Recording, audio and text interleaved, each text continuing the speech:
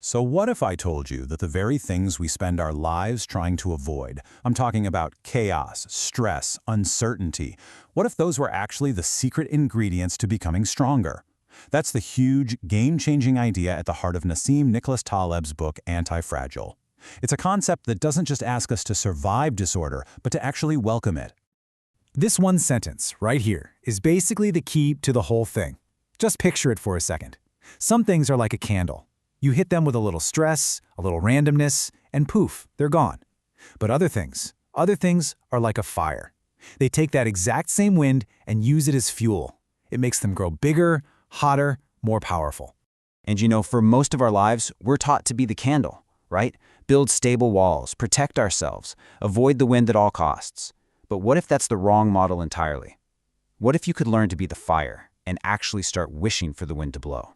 To really get this idea of being the fire, we first have to talk about what we usually think of as strength. And that brings us to a concept we all aim for: robustness. Think about it. When we praise something for being strong, a bridge, a company, a person, we usually mean it's resilient or robust. It can take a hit, absorb the shock, and then it just goes back to being the same as it was before. It endures. But here's the catch. In a world that's always changing and throwing curveballs, just being robust isn't the whole story.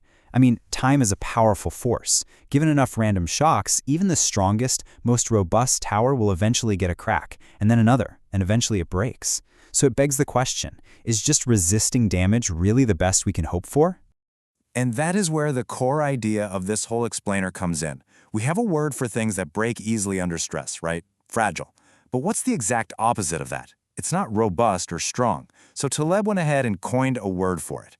Antifragile. Now this doesn't just mean unbreakable. It means the system actually, it gets better when it's exposed to stress. It literally feeds on volatility. All those things we try to avoid, shocks, mistakes, failures, they're not just threats to an antifragile system, they're information, they're fuel. Taleb calls this the triad, and it's a great way to see the difference. You've got the fragile, which is like Damocles, always terrified of that one little thing that could make it all come crashing down. Then you've got the robust, which is like the phoenix. Yeah, it can get destroyed, but it comes back exactly the same. But then you have the antifragile. That's the hydra. You cut off one of its heads and two more grow back. It actually gets stronger from the attack. So this distinction is absolutely crucial. Robustness is all about resisting shocks, about maintaining stability. Antifragility is about gaining from that chaos. It doesn't just tolerate randomness, it loves it. And that, right there, is a total paradigm shift. Okay, so this is a really powerful idea. But is it just some abstract theory? No way. Once you know what you're looking for, you start seeing antifragility absolutely everywhere. Think about evolution itself. It depends entirely on random errors, mutations, to adapt and become more complex. Or think about your own body. When you lift weights, you're literally creating tiny micro tears in your muscles. And how do they respond? They grow back stronger. The system benefits from the stressor. You see the exact same pattern in economies that learn and adapt from small business failures, and in the way all of human knowledge grows from mistakes and surprises. And this leads to a really simple, elegant rule of thumb. Generally, living, organic, complex systems, they tend to be antifragile. It's built into their design. It's how they evolve.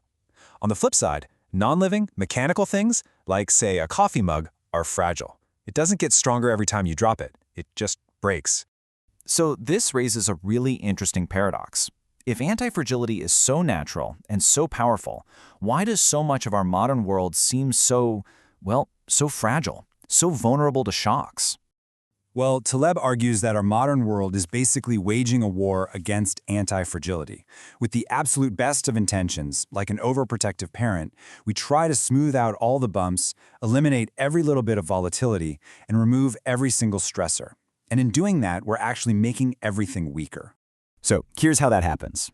Step 1, we obsessively try to suppress all randomness to create this perfect, stable, predictable environment.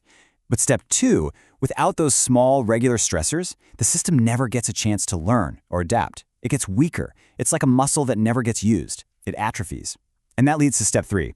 The system becomes incredibly fragile, totally vulnerable to one single, big, unexpected shock, what Taleb calls a black swan, that can bring the whole thing crashing down. So the great irony here is that our constant attempts to protect everything are actually making our most important systems more fragile. By taking away all the small, necessary bumps and bruises, we're preventing our economy, our health, even our society from learning and adapting. We're making them brittle and totally unprepared for the big one when it eventually comes. Okay, so what's the answer? What do we do about this? Well, it requires a completely new way of looking at the world and our role in it. The goal shifts completely. It's not about being reckless, but it's about changing our relationship with uncertainty. Instead of building walls to hide from it, we can start to build systems in our careers, our investments, our lives that are actually designed to have more upside than downside from random events. We can learn not just to live with the unknown, but to actually profit from it. But, and this is a really important but, there's a critical ethical rule that comes with this. Real anti-fragility isn't about setting up a system where you get all the benefits from chaos while somebody else pays the price if things go wrong. That's not anti-fragile, that's just predatory. This is about having skin in the game, making sure that the people who take the risks are the same people who feel the consequences, good or bad. And that leaves us with a final question to think about for yourself.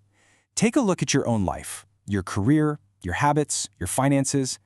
Are they designed to be a candle, just hoping the wind never blows? Or are you trying to build a fire, ready and waiting to grow stronger when the winds of uncertainty inevitably arrive?